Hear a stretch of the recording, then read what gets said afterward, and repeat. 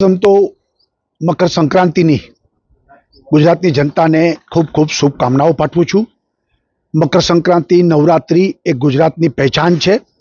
આ બંને પર્વ એ ગુજરાતની ગૌરવ માટે, ગુજરાતના લોકો માટે એક પહેચાન બની ગઈ છે।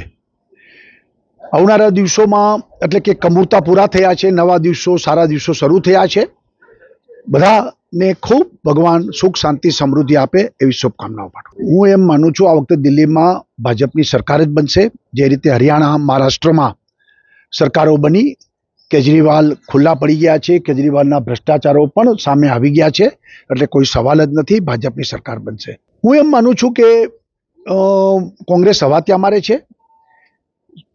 સરકાર ઉપર મને ભરોસો છે કે જે કંઈ પાયલ સાથે ખોટું થયું હશે એમાં પગલાં લેશે જ અને સરકાર પાયલને ન્યાય આપશે।